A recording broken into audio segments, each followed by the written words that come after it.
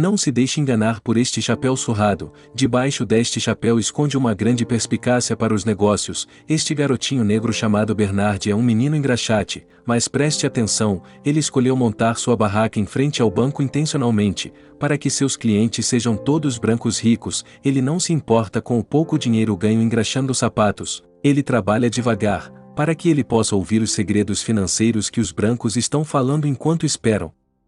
Assim que eles vão embora, o menino anota tudo em um caderno que ele acha realmente de conhecimento financeiro valioso que ouviu deles. Desde muito jovem ele sabe que seu sonho ao longo da vida é se tornar um banqueiro. Este é o Texas de 1939, um lugar onde negros são oprimidos por severa discriminação.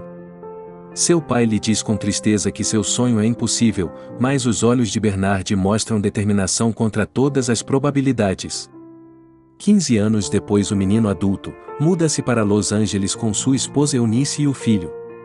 A discriminação racial aqui não é tão séria como em sua casa, então ele decide começar seu negócio aqui. A família de 3 tem que viver em uma despensa em ruínas de um de seus parentes. Ainda Bernard promete à sua esposa que eles se mudarão em breve.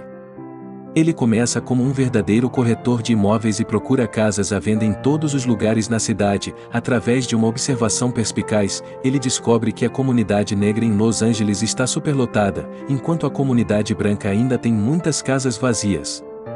Os negros têm necessidade de alugar e poder financeiro, mas não há mercado. Esta é uma ótima oportunidade de negócio para especulação imobiliária de aluguel.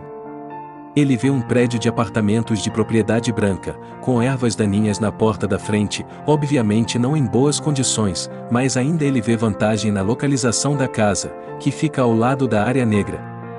Ele vai até o dono e diz que só alugou metade dos apartamentos. Então por que você não me vende? Eu te dou $30.000 agora e eu vou te dar mais $5.000 quando eu alugar todos os quartos. Embora o proprietário admire sua ideia, ele não quer fazer negócios arriscados.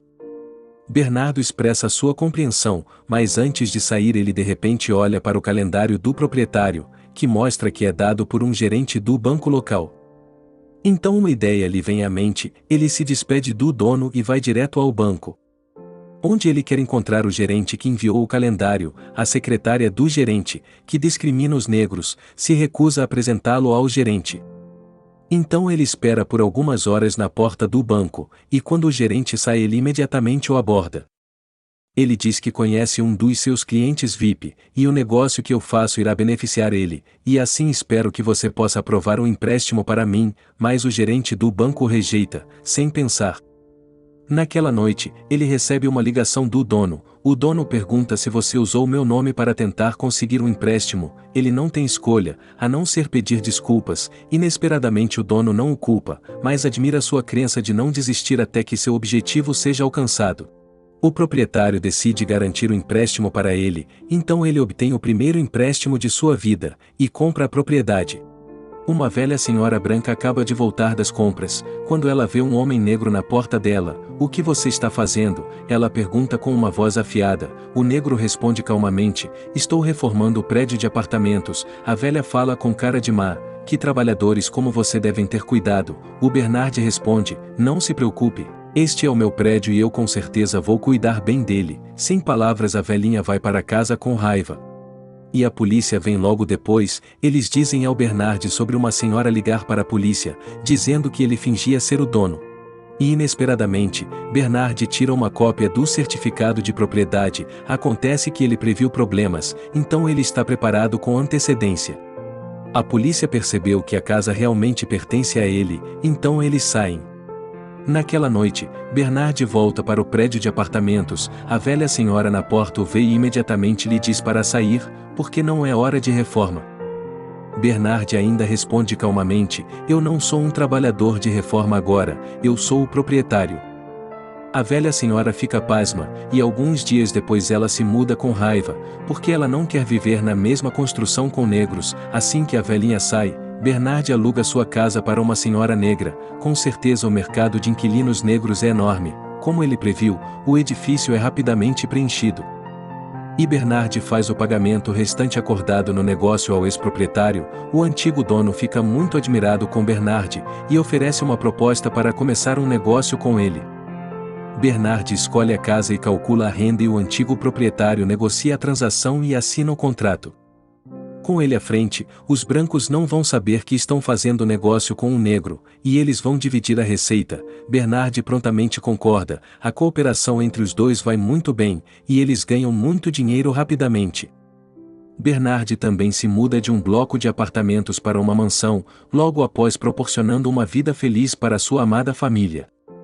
Esta é a sua sabedoria: quando alguém o discrimina contra ele, ele não o revidará de volta, porque então, ele vai cair nas regras do jogo das outras pessoas, ele quer jogar suas próprias regras.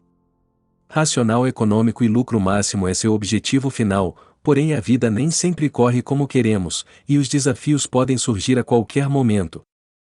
O ex-proprietário que trabalha com Bernard é velho e frágil e morre de repente alguns anos depois. Seu patrimônio na empresa é herdado por sua esposa. Esta mulher discrimina severamente os negros, e não quer cooperar com Bernard. Ela desdenhosamente oferece comprar as ações de Bernard a um preço muito baixo, e caso ele discordar ela irá processá-lo. Naquela época em que brancos e negros litigam, quem você acha que o juiz favoreceria? Bernard não está disposto a ser tratado tão injustamente, então ele decide ir ao tribunal, mas teve que encontrar alguém para testemunhar, para provar sua relação de cooperação com o antigo proprietário. Ele pensa no gerente do banco, mas o gerente prefere cooperar com a viúva e evita Bernard novamente. Extremamente desapontado, Bernard fica no banco, e olha ao redor, um prédio limpo e arrumado se mostrando sistematicamente preso em ações discriminatórias em todos os lugares. Apenas por causa da cor de sua pele, ele é muitas vezes desprezado quando entra no banco. Pensando nisso, um plano ousado aos poucos surge na mente de Bernard. Há 4 bancos no mesmo edifício e cada um deles fechou as portas para esse homem negro. Neste momento a mente de Bernard gerou uma ideia genial: vou comprar este prédio, e ver quem de vocês vai se atrever a me discriminar novamente. Então Bernard encontra Joe, outro negro, promotor imobiliário em Los Angeles, e lhe conta seus planos. A princípio Joe pensa que ele está louco, porque o preço do terreno do edifício é extremamente alto e nunca um negro comprou um terreno no centro da cidade. Mas depois de discutir isso por um tempo, Joe descobre que Bernard não é um homem delirante, mas um racionalista pensativo. Por que ele quer comprar este prédio? Porque, enquanto ele for dono do prédio, os bancos ali dentro os vão servi-lo, e não vão se atrever a recusar a lhe dar qualquer empréstimo. Eles também irão divulgar a tendência imobiliária para que o seu negócio imobiliário siga mais suave. Joe fica chocado com sua ideia, mas depois de pensar nisso ele acredita que vai funcionar. Embora ele seja extremamente rico, ele também está sujeito a brancos em todos os lugares, e se ele puder pisar em banqueiros brancos em terra de brancos, ele ganhará mais dinheiro. No entanto, eles ainda não podem negociar as transações com pessoas brancas diretamente. Então eles precisam de uma pessoa branca trabalhando com eles nesse sentido. Bernard já tem uma ideia em mente: o Matt, quem o tem ajudado nas reformas. Esse cara é um homem honesto também e é muito ambicioso, um pouco inexperiente. Então Bernard e Joe começaram a treinar Matt, de forma abrangente, ensinando-lhe golfe, maneiras de alta classe, pensamento matemático, e imóveis. Matt atende às expectativas e rapidamente se torna proficiente no golfe. Enquanto joga golfe, ele pode calcular avaliações imobiliárias como um jovem e promissor empresário. Em um clube de golfe, o Matt conhece o dono do edifício do banco. Claro que este encontro é arranjado também pelo Joe. A conversa corre bem, o Matt tem a oportunidade de comprar o edifício, e o resto será negociado. Mas o Matt não sabe como fazer. Não se preocupe, antes da negociação Bernard ajuda Matt a fazer todos os preparativos. Ele primeiro conta o número de luzes acesas no prédio depois de escurecer, calcula a taxa de desocupação do prédio e então obtém o valor estimado do prédio. Através da receita anual do prédio e dos custos operacionais, que Bernard projetou, quaisquer números que possam estar envolvidos, e pede a Matt que memorize esses números antes de se encontrar com o dono. Como resultado, ele não se importa com os blefes do chefão sobre sua propriedade. Matt está sempre um passo à frente e dá o número exato. que choca o chefão, o contador ao lado dele também fica pasmo. Todos eles pensam que encontraram um gênio da matemática e não podem enganar ele. No final, Bernard fica com o prédio que custa inicialmente mais de 2,4 milhões de dólares, comprado por apenas 1,6 milhão de dólares. A partir de então, sempre que Bernard entra ou sai do prédio, os presidentes de cada banco virão para apertar sua mão. O pequeno gerente que dificultou as coisas para ele no passado está chocado. Com o apoio do setor bancário, as carreiras imobiliárias de Bernard e Joe se expandem rapidamente. Então eles abrem o zoneamento, onde havia segregação entre os brancos e negros de Los Angeles sozinhos. Muitos jovens negros e promissores se mudam para os bairros de brancos, logo depois de serem recebidos pelo vice-presidente. Vários anos depois, em 1963, Bernard leva sua família de volta ao Texas, para visitar seu pai. Depois do jantar, o pai diz a Bernard que está orgulhoso de suas realizações. No dia seguinte, Bernard anda pela cidade com seu filho. Antes que eles se deem por si, eles estão em frente do banco onde Bernard trabalhava como engraxate. Naquela época o Texas era o lugar mais racista da América.